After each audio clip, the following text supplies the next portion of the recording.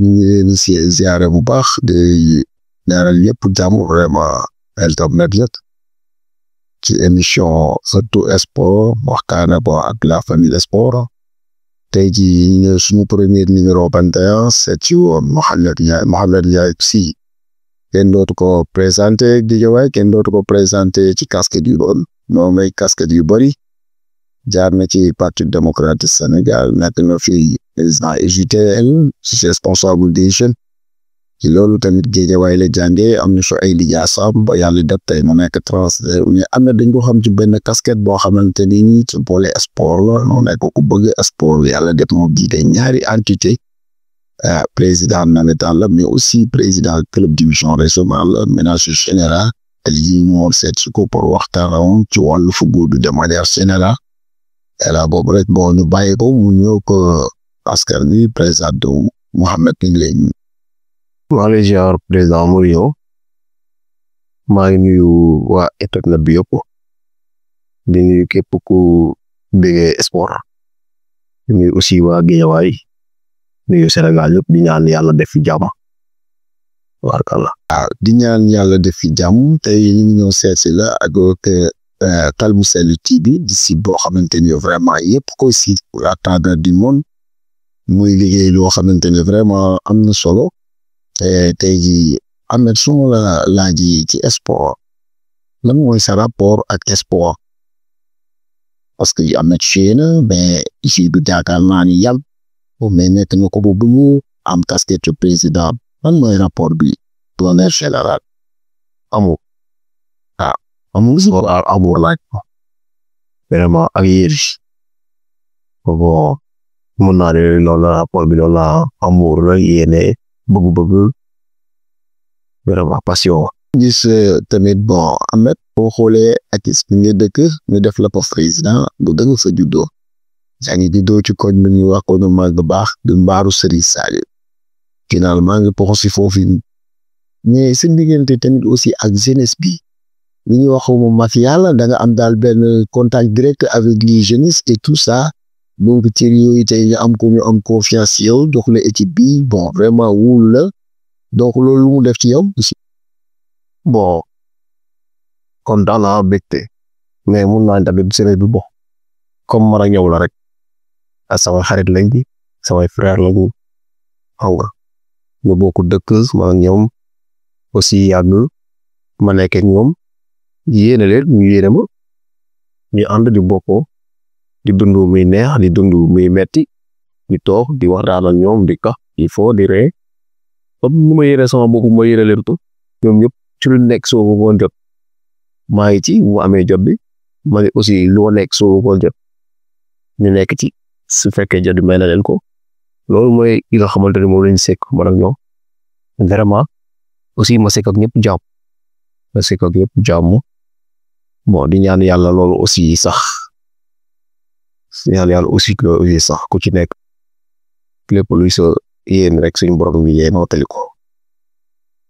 incha allah ku ci nekk luy sa yéen mooy yàlla mottali ko kon yàlla mottali yéen yi mais aussi ñi ngi dem tamit ci pour de manière générale xam nañ ne yaa ngi ci club xam naa dinañ fa ñëw mais ñi ngi dem ci ensemble général pour fédération sénégalaise de football mu nekk les deux ASC boobu nga xamante ne vraiment ñëpp ñi ngi koy waajal donc yow loo gisee assemblée générale bi à ton niveau donc sa xalaat ak yooyu. bon loo gis rek ci àdduna am na fu mu toll pour mu saytu du xool li nga xamante ni mooy résultat yi xool li fa baax li fa baax donc ci loolu buñ demee ba tollu fii tey def assemblée générale pour xool liñ saytuwaatee li nga xamante ni moo ngal football bi dafay nekk lu jaadoo léegi nag daf ci am ay nit ñoo xamante ni nit mënul def lu leen satisfaire de ce fait que ñooñu à ce point dañuy féetewoo côté négatif bi di sànni ay xeer di xaste am na si ñoo xamante ne aussi dañuy dew juste pour intérêt football bi na avancé na jóg kanam xool yu ci kii moo ko yor xool yu kii moo ko yor ñii di ci def affaire de copinage xarit sama xarit bu war a yor bu ko jëlee bu baaxee bu baaxul moom la fa nekk rek mais am na joo xam ne dañuy dem normal la football bi avancé football bi surtout côté amateur bi dafa sooxe lu bari te dañ leen a war a teg loxo jàppale leen bu baax ndax mooy def ci mantu bu baax donc il faut que ñu geesu leen jàppale leen te nag ñun côté assemblée générale bi parce que ñu bëgg a poste yow bari nañ mënuñu xam nañ xamuñu ñu si bëri am nañ yéene pour dem mais lu ci mën a xew rek da nga xam ne monde football bi la football bi lañ war a geesu teg ko loxo jàppale jeunesse bi jàppale booy nga xamante ni seen yaakaar yi football bi la ko des mënuñu amuñu mais seen doole bëgg-bëgg bi yëpp ñu ko ciy def donc nañu bu sóoraale ñooñu ñu bañ demee ak ay intérêt crypto personnel seeni bopp jël mooy def seen bopp lu ñëw ñu jëkko jaaxaali pour ñoom kese la accaparer rafetul lan jàppale football bi lan jàppale jeunesse bi lan jàppale Sénégal. incha allah waa xam nga aussi kàddu yi rafet na mais am na ay candidat waaw léegi nag bon dafa mel ne yow da nga am candidat amoo candidat.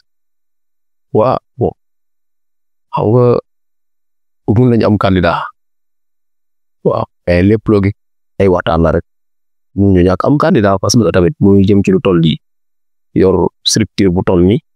nga bëgg ci dem nga ne doo am candidat waaw mais nag loo gis dafa am ab dañ koy waxtaanee di ko liggéey rek bu jotee nga xam ni lii la waaw. waaw amateur bi bon aussi bu Ablaye Seydou Sow moom mooy président ligue amateur bu xam Ablaye Seydou Sow xam naa ne jege woo ko trop mais sori woo ko trop c'est que moom am na part de responsabilité ci amateur bi te gis naa ni vraiment amateur bi boo xoolee même politique des présidents yi ñi ngi coow yëpp nañu jollewaat amateur bi cër alors que boo waree recevoir donc les stars te groupement yeneen ak yeneen donc suñu leen wàññiloon taas boobu donc gérer stade bi donc remonter la situation jàpp naa ne bon loolu aussi dana gën a ñëw dana gën a baax ci amateur parce que boo xoolee la mesure de partie donc la FIFA dafa am fu mu teg amateur reconnaître ko xàmmee ko nag parce que bu xoolee dafa xàmmee amateur donc jàppoon naa ne bon xeexam am na mu ngi xeex au niveau national et international bi à la base gën a mën a xeexal comment dirais-je l'amateur léegi nag man li ma ci jaaxal mooy gisaguma foofu ku postuler à 100% te amateur bi de manière générale moo am problème parce que tey bu ñu nee bon dañu def AG fédéral pour jàkkaarloo président fédération non baax na de mais secteur bu nekk dafa am ku koy jiite bu ñu nee ligue professionnelle ak lan ci biir waay alors que suñu nee amateur Ablaye Seydou Sow kon Ablaye am na ci part de responsabilité te benn message nga koy lancer. bon maa ngi nuyu wax moom sama grand la peut-être am na fu bëri boo xamante ni bokk nañ ko mais bon maa ngi nuyu di ko siyaar di wax di gën a gisee lool sax walaay kon di ko wax ne mu gën a yokk góorgóorlu rek parce que si nga nekk moom yaa ko nekk ba keroog nga fay jógee même bu dee suba la ko dese sax fexe boo fay jógee way bi dara même bu dee suba la ko dese fexe li ngay def fii ak suba na nekk loo xamante ne boo ko jógee ñu ne yaa def nii waaw mu ngiree la nag waaye sa mën naa la yàgg na ci affaire yi am na ci lu bari am na expérience bi vraiment bon ku baax la aussi mais nag li wax ni loo daw rek terewul ñu yokkal la maanaam bëgg nañ daal lépp loo xamante ni mën nga ko nga jéem a gën a yokk rek ndax affaire yi bëgg mu baax rek moo waral lépp di wax bonul nag dara bonul mais bëgg mu baax rek mu gën a baax moo tax ñëpp di wax waaw ku nekk nag mun na nekk candidat ku nekk mun na nekk candidat man mii rek ci ndigalu sama kilifa nga xamante ni bi dara du dara moo fi de lépp tamit di woo bu ko neexoon tey ci digalam rek mun mu nekk candidat ndax mun naa ko yóbbu fu yëpp di xaar xam naa yaakaar bi te gëm naa topp lañ gën a góorgóorlu rek jéem a xool dañ mun a gën a yokk affaire maa wax parce que sport Sénégal soxla na ndimbal boobu dégg dëgg maam ñu bàyyi seen bopp rek di def ngir askan wi di def ngir jeunesse tout ça. voilà waaw am nag président su ma leen déggee dafa mel ne li olof di wax ne picc nit ko xel maa ni suuf dafa xaw a am te am na foo teg sa bët ci football bi alors que am nga yéene ci football bi nga doxal football ba nga participer ci football bi wala nga tamit intégré ci football bi au nouveau te am comme ni nga ko waxee am nga gëm-gëm am nga engagement bi loolu sax gën nañ ko sentir donc parce que nit moom moo lay gën a xam boppam c'est possible rek bëggoon nañ boo xam wala nañ nga wax ko Sénégalais ak mbokk internet yi ak say ami ak say xarit ak ñi lay déglu parce que bu ñu tolloo fii tànn la ku nekk tey sax nga ñëw indi sa projet indi sa programme mais man lii laa bëgg et tout ça donc su côté amateur bi aussi voilà alors ñu ngi la ci doon laaj tuuti rek. waaw mooy li ma lay wax rek parce que liggéey bi dafa am ñu ko segal te aussi am na ci yoo xamante ni bu ma ci mën di sori tant que waxtaanu ma ceeg ñi ma ci war a wax donc loolu moom dama la koy jaam mais daal li ma la mën a xamal ba xamal la ko suñu wax mooy que ni football Sénégal am nañ ci yéene bëgg nañ ci def suñu loxo bu baax ndaxte dañ ci nekk ak suñuy rakk suñuy jabar te yéen a leen ñu sonn ci loolu ñu gis liñ ci daj ñoo ci gën a animé dama ci nekkoon ak samay xarit mu des ci seen temps yëpp def ko ci te yàlla moo terewul seen yéene ñu bëggoon ko lool la doon ci def lu ne may gis donc su ma gisee benn ndaw bu ci nekka di ci def lu toll noonu te xamul fu muy mujj dama ko yërëm yàlla rek nag moo xam mais booy ni ñu koy dundee fii Sénégal dafa nekk trop da ngay gis koo xamante ni sax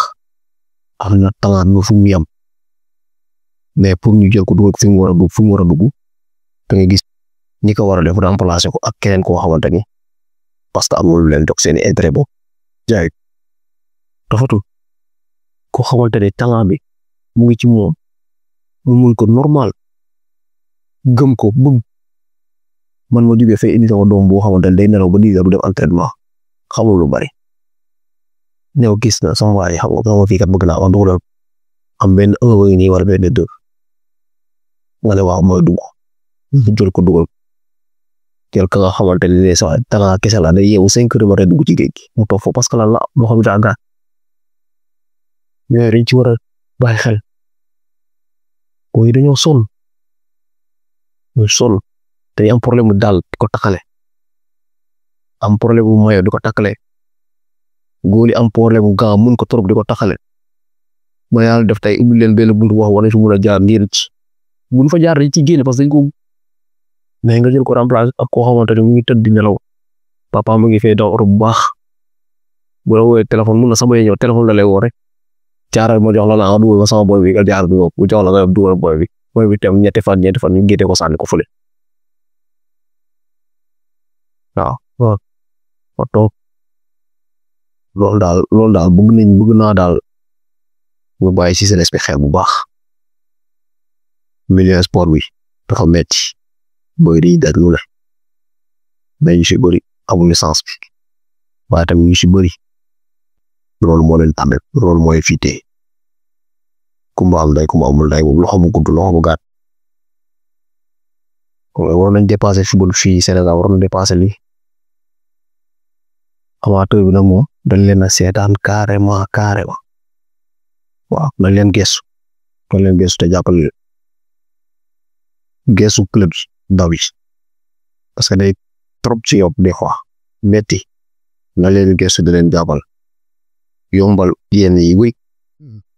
waaw. cri de cœur la donc yaakaar naa wax na metti tam ci sport de manière générale xale yi ñuy sonne ak yéeni boo am kon donc moom xëy na bu bokkoon ci instance yi nga xamante ne fa la ñuy décider alors que xëy na yu bari mën na am léegi nag li koy waral mooy impliquer sa bopp rek et dem ci bokk ca donc waxtaanee ak ñi ciy bokk consensus mënut a ñàkk bu ëllëg bu mu fa àggee wala ñeen toog ci yu mel noonu yii ñële ñaxtu bu ko defee dina mën a abouti mais ma dellu si waat tuuti Ahmed ci ASC Gàddaay c'est Akis ren dégg na da ngaa def recrutement bu am solo ñaata nga fa ay bit bon dañ ko def rek ngir koñ biñ doon dañuy rak c'est bon dégg naa président investissement bari na waaw dañ ci war a tëj baaraam ma xam ko parce que man waxu man donc aduna bi ngay waxal loolu dara loolu moom bur man du dara quoi mais juste que biñ koy def dañ ko def ak amu defuñu ko ngir dara dañ ko def ngir bégal suñu koñ team sérieusement biñ koy def man ñëw doon recruter sax mun naa ni ñu si bëri xaw ma leen damay toog rek benn booy moo naan ma am nañ ko gisee mun na lii am na ko gisee mun na laa ñu di ko ñaata la soxla ñu jox ko dañu war a dekk de bu dee mayo ñu jënd bu dee bal ñu jënd lépp loo xamante ne pour ngir bégal ASC bi yàlla def nañuy liñ ci waroon de monsieur bëri def nañ ko bon yàlla nag mooy def li war a am mooy am waaw loolu la mais regretté wuñ ci dara aussi regretté wuñ ci dara lépp luñ ci def rek dafa fekk ni kuñ dëkk mënu ko jaral. dëkk def lu baax am na solo parce que message bi jàll na c'est un peu partout nit ñi wax sa taxawaay ren ci équipe bi ak investissement te xam nga gars yi moom amuñu lu ñu lekk waaye am na lu positif aussi ñu wax mais aussi bu négatif ñu wax donc loolu moom c'est à féliciter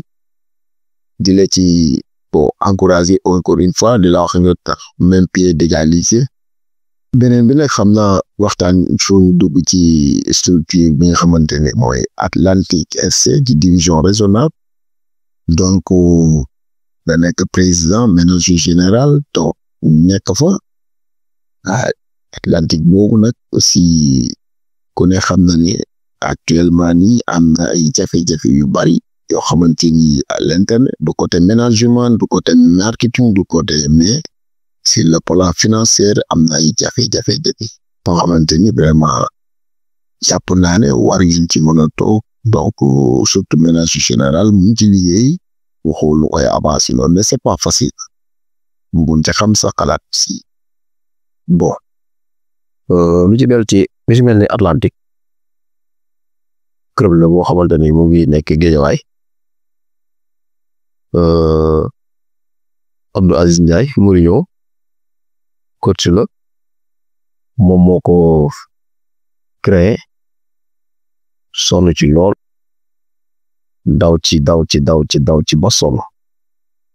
ngir Guédiawaye rek na yàlla def mu sotti day wax lu sotti am borom bon muy dem ak club bi ba yàlla boole ñu ma am yéene ci man ma am yéene ci moom aussi yàlla boole ñu liggéey mu jël ma jox ma poste président manager général ma di ko ci remercier bu baax vraiment mu nekk lu ma neex aussi ma di ko ci ñaanal yàlla lépp lu mu ci bëgg rek suy borom defal ko ci bon ñu nekk ci moment compétition division régionale ñëpp xam nañ ni club yombul ndaxte loo xamante ni budget bi day toll ci ay 14 ba 16 millions ak divers yi yenn détails yoo xamante mu ngi ci suuf te du ko xam ñu yor ko dem ak moom ak suñuy moyen propre moyen moom mu sonn ci lool di ci dëkk lu nekk di daw gauche di daw droite di jël li mu am di indi ñun aussi ñu jël lu ñu am di boole di avancer moo donc du yomb mais nag dañ koy waxee moom daan dajut suuf moom loolu la koy faral di waxee saa waaw bu ne ma daan dajut suuf affaire yi moom dina ñëw bon yéene la nag mun am ci Guédiawaye am ko ci jeunesse aussi moo waral tey yooyu yëpp tey ñu koy daj ak bëgg sport mais nekkul loo xamante ni aussi lu yomb la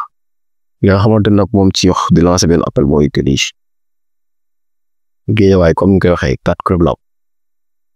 te li fi nekk ci ay autorité bëri na li fi nekk ci ay borom daraja aussi bëri na ñoo xamante ne tey war nañ mën a gestu seeni doomi dëkk bu mel ni aussi monsieur le maire de la ville de Guédiawaye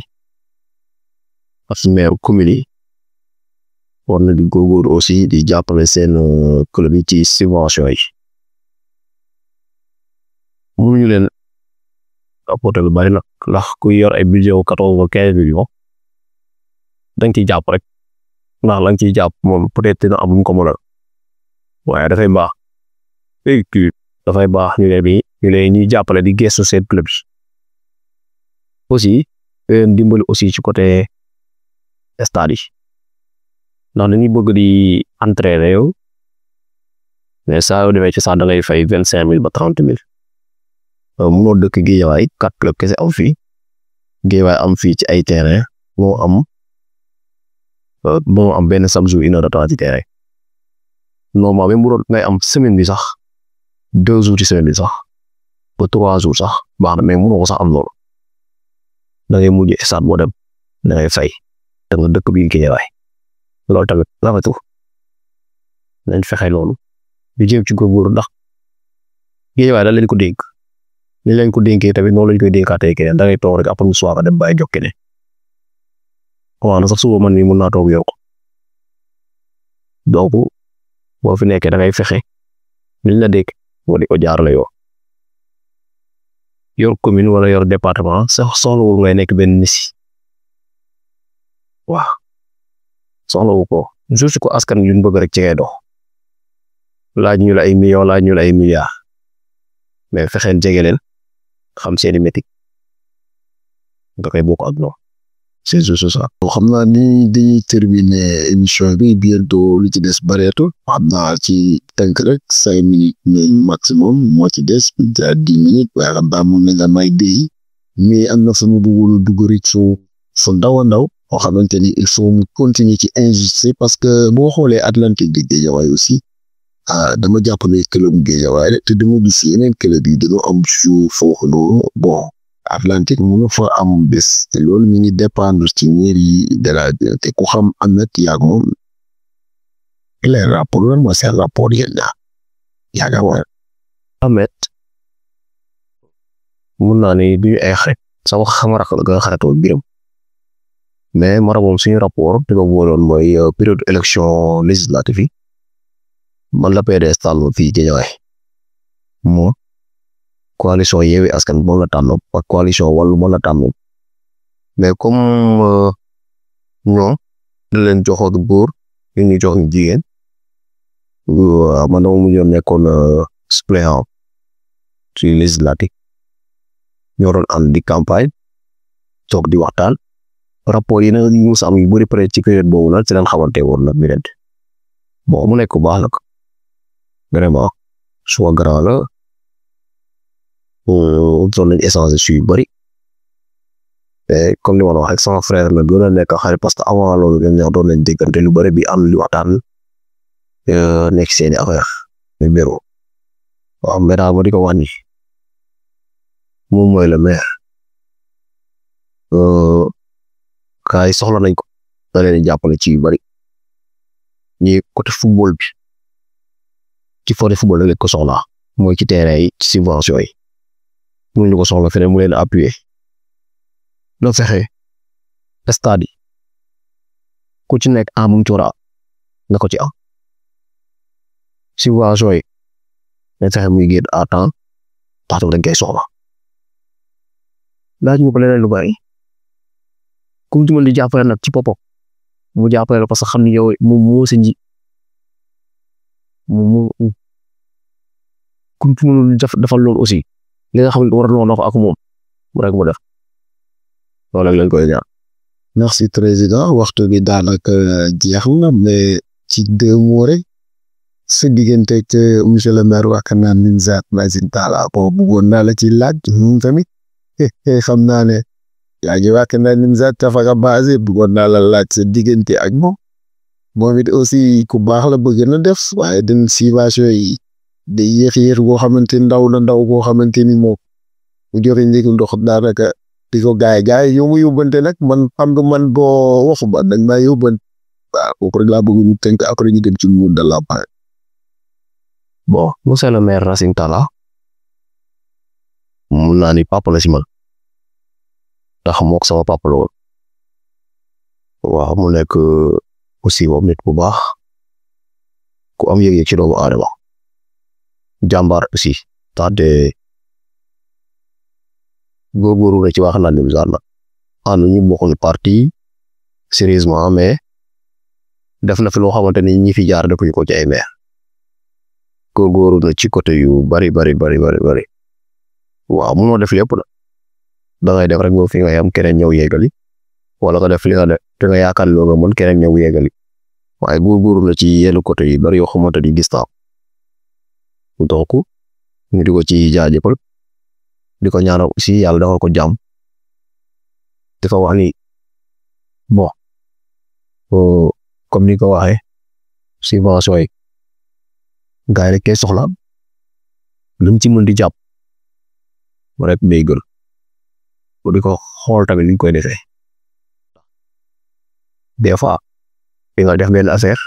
jaar la ko ci ay nit pour ñu yeggali ko waaye fi ñu ko war a jaarale duñ ko fa jaarale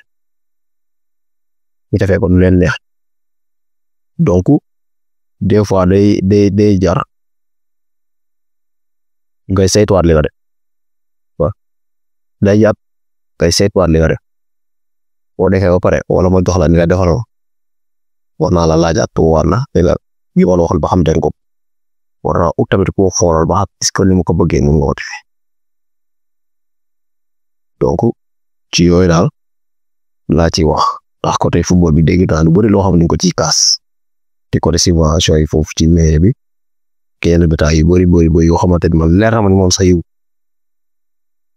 waaw foofu daal laaj pour waxee ci côté moom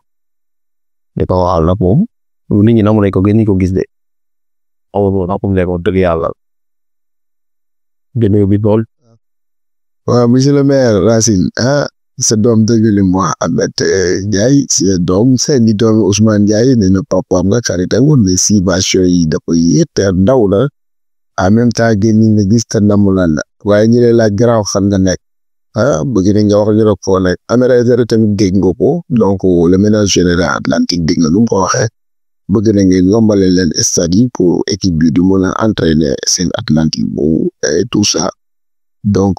di ñaan jàmm rek donc président le mot de la fin. waaw di sant ñëpp di gërëm ñëpp di gërëm aussi. xëy na sell waaw. Kalmu Sel TV maa leen di jaajëfal di ziar di ñaan la Sénégal yàlla def fi jàmm daal di ñaan Sénégal yàlla def fi jàmm di ñaan la Sëñ Muntaxa yàlla fi yàgg lool te wér xalif seen yi yeneen xalif seen yëpp waaw di ñaanal ñëpp jàmm aussi waaw yàlla jàmm yàlla tax jàmm ci lépp jërëjëf président waxtaan bi xam naa am na solo parce que dugg nañ ci point yu bëri am na ay éclaircissement leeral nga fi yu bëree bëri te lii rek lañ ci bëggoon donc émission bi mooy ëttu sport waxtaane ko ak la famille sport numéro 21 voilà ñu war ci dalal ñu bëri candidat yi donc ci assemblée générale bi azidik sëriñ yi azulig yi donc war nañ seeti candidat yi président club yi président amateur yi war nañ dem ci région bi war nañ dem fii au niveau à la base sportif yi entraîneur yi basketteurs yi bàyyiwuñ kenn képp koo xam ni yaa ngi dund sport incha allah dina dem ñu seeti la waxtaan ak yow ci seen mbébét ak ci ñu xam parce que de manière générale sport moom koy waxee dafay defar te dafay boole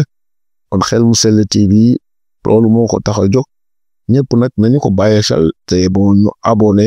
xam nga cliquer vraiment